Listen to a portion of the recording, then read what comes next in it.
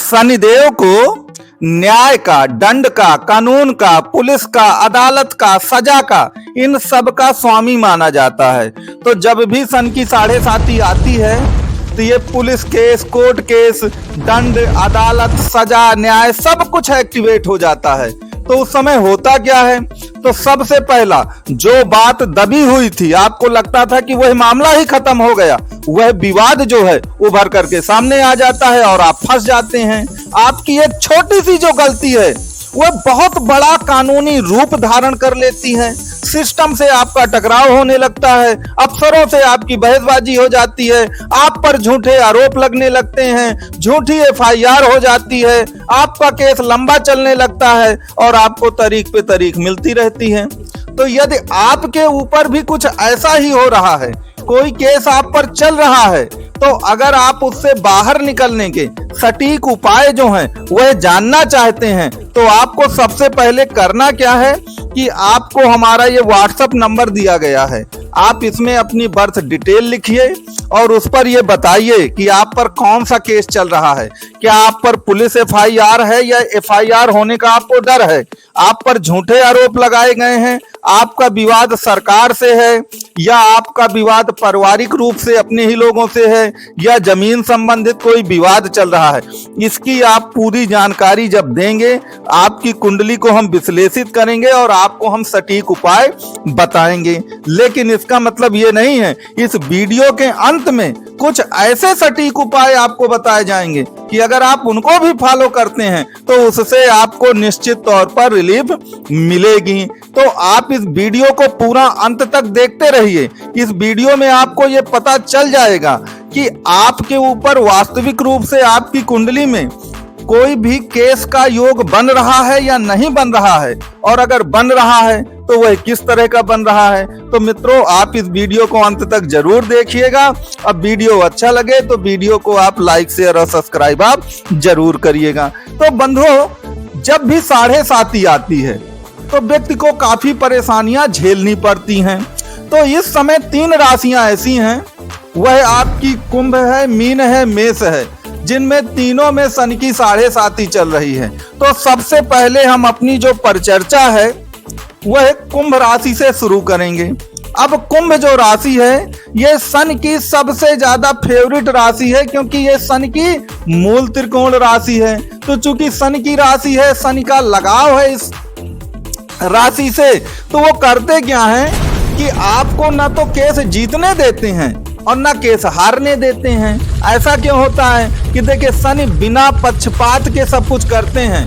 ऐसा नहीं है कि ये आपकी राशि है तो कुल मिला के आप तुरंत बरी हो जाएंगे सब मामलों से। तो इससे होगा क्या कि जब आप ना जीतते हैं ना हारते हैं तो आपका केस लंबा चलता है, आपको तारीख पे तारीख जो है वह मिलती चली जाती है।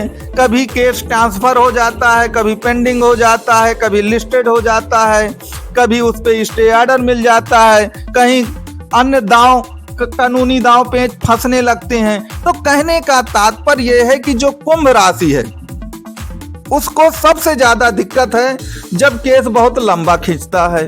अब याद रखिए, इस समय कुंभ राशि में उतरती हुई 7.5 है, बिल्कुल अंतिम चरण की 7.5 चलती है। तो जब उतरती 7.5 है तो शनिदेव इस समय मीन राशि में है, जो कि कुंभ से दूसरे भाव की राशि पड़ती है। तो दूसरा भाव कहे का है, दूसरा भाव है वाणी का, दूसरा भाव है धन का। तो आपको करना क्या है कि अपनी वाणी पे कंट्रोल रखना है।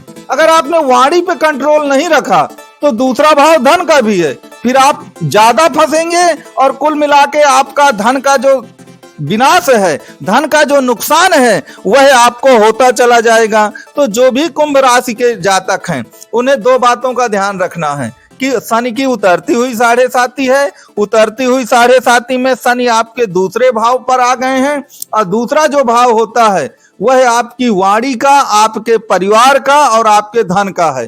तो अगर आपने वाणी में कंट्रोल नहीं रखा तो पारिवारिक जो विवाद हैं वो जरूरत से ज्यादा आपके बढ़ जाएंगे। अब पारिवारिक विवाद बढ़ेंगे तो दूसरा भाव धन का है, आपको धन के मामले में निश्चित तौर पर हानि उठानी पड़ सकती है। अब जो दूसरी राशि है जिस पर सन की 7.5 का द्वितीय चरण चल रहा है, ठीक है।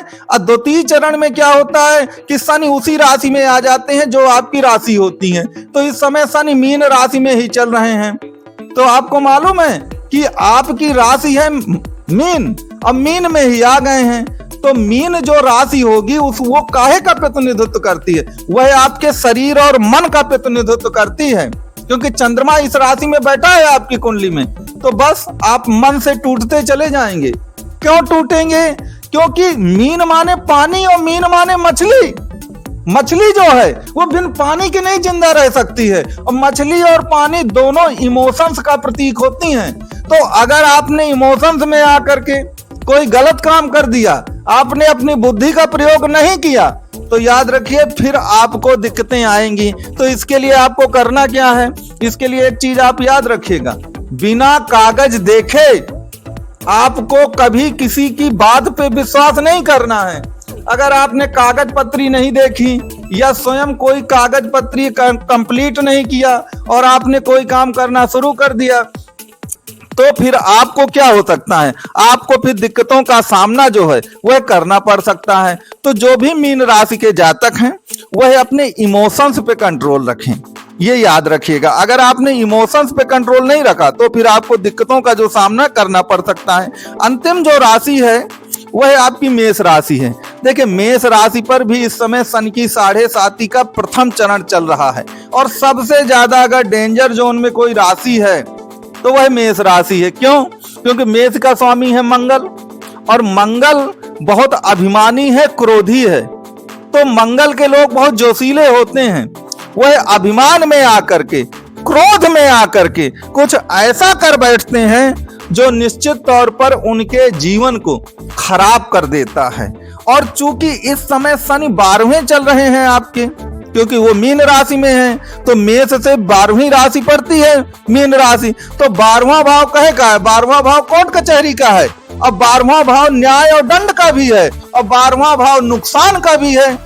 तो अगर आपने जोश में आकर कोई भी गलत काम किया, आपने होश खो दिया, तो याद रखिए 12वां भाव कोर्ट कचहरी है, तो उसमें भी फंसना है। वह पुलिस केस है, उसमें भी फंसना है, और 12वां भाव नुकसान का भी है। तो नुकसान में भी नुकसान आपका होना ही है। तो नुकसान का मतलब केवल धन के नुकसान से नहीं है। 12वां भाव जो होता है वो शारीरिक और मानसिक नुकसान का भी है। आपकी डिग्निटी जो है वो उसके नुकसान का भी भाव है। तो आपका सम्मान भी जा सकता है। तो कहने का तात्पर्य है कि आपको जोश में नहीं रहना है, अपने क्रोध पे कंट्रोल रखना है।